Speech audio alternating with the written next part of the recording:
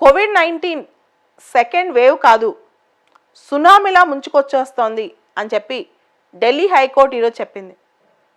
దీనికి కేంద్ర ప్రభుత్వం ఏమైనా యాక్షన్ ప్లాన్ స్టార్ట్ చేసిందా, తయారు చేసి రెడీగా పెట్టుకుందా అని కూడా ప్రశ్నించింది. యాక్షన్ ప్లాన్ విషయాలు పక్కన పెడితే గత 10-15 రోజుల నుంచి దేశాన్ని ఊపేస్తున్న సమస్య ఆక్సిజన్ సప్లై. ఈ ఆక్సిజన్ షార్టేజ్ ఎందుకు వచ్చింది? చాలామంది అనుకుంటున్నారు మనం ఆక్సిజన్ ఎక్కువ ఇతర దేశాలకు ఎక్స్పోర్ట్ చేసాం కాబట్టి ఇండియాలో షార్టేజ్ వచ్చింది అని చెప్పి. సరైన కారణం అది కాదు. ఒక విషయం చూస్తే మనం పీల్చే గాలి, చాలామంది పీల్చే గాలి అంటే ఆక్సిజన్ పీలుస్తామని అందరికి తెలుసు, కానీ మనం పీల్చే గాలిలో 21% ఆక్సిజన్, 78% నైట్రోజన్ ఉంటాయి. కానీ మెడికల్ ఆక్సిజన్లో అంటే ఆక్సిజన్ సిలిండర్స్లో కానీ మెడికల్ ఆక్సిజన్లో వాడేది హై ప్యూరిటీ ఆఫ్ ఆక్సిజన్ అనమాట. దానిలో ఇతర గ్యాసెస్ని కలపరు.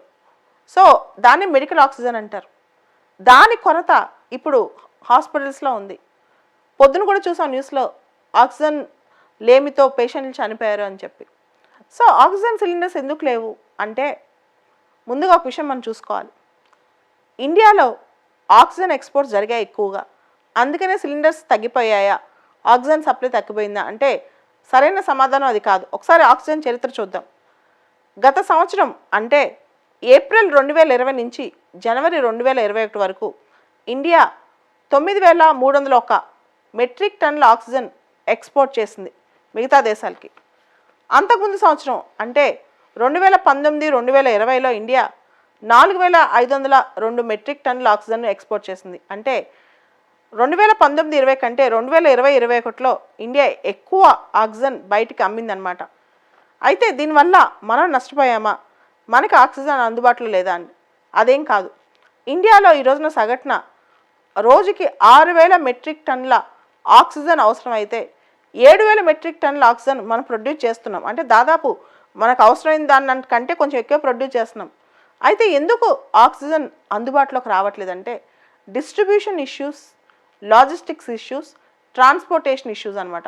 అంటే ఒక ప్రాంతం నుంచి ఇంకో ప్రాంతానికి దాన్ని ట్రాన్స్పోర్ట్ చేయటం, ఆ ప్రాంతంలో ఎక్కువ మంది పేషెంట్లు ఉండేసరికి, ఎందుకంటే కరోనా మనం చూస్తే మహారాష్ట్రలో, ఢిల్లీలో, కేరళలో ఇలా కొన్ని ప్రాంతాలు ఎక్కువ కాన్సన్ట్రేట్ అయ్యింది, ఎక్కువ వస్తుంది కాబట్టి దానికి సంబంధించి ఆ ప్రాంతాల్లో షార్టేజ్ని తట్టుకోవాల్సిన అవసరం ఉందన్నమాట. ఇప్పుడు మనం సప్లై చేసే ఆక్సిజన్ ఎక్కువగా లిక్విడ్ ఫామ్లో ఉంటుంది.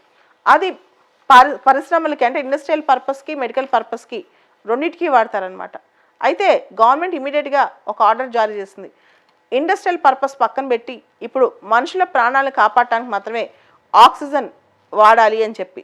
అయితే ఫస్ట్ వేవ్ టైంలో మన ఆక్సిజన్ షార్టేజ్ కనపడలేదు. దానికి కారణం అంత ఆక్సిజన్ అవసరం లేదు. సెకండ్ వేవ్లో ఏమైందంటే ఎక్కువగా కోవిడ్ పేషెంట్స్ అందరూ ఊపిరాడక చనిపోతున్నారు, బ్రీత్లెస్నెస్ వస్తుందన్నమాట.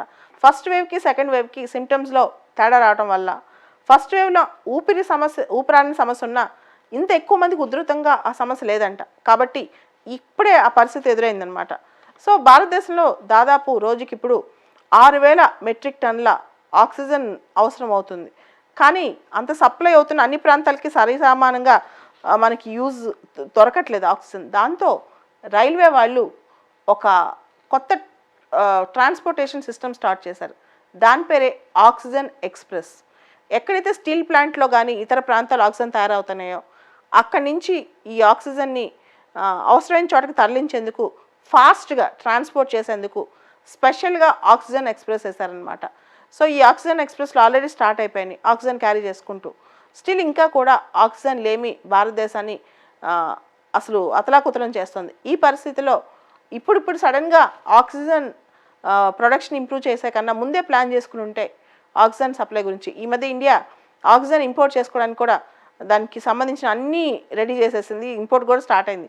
బట్ స్టిల్ ఇంకా కూడా ఆక్సిజన్ కొరత అనేది, మెయిన్గా లాజిస్టిక్ అండ్ డిస్ట్రిబ్యూషన్ ఇష్యూస్ అనేవి ఇంకా చాలా ఎక్కువ ఉండటం వల్ల పేషెంట్లు చాలా చోట్ల ఆక్సిజన్ లేక చనిపోతున్నారు.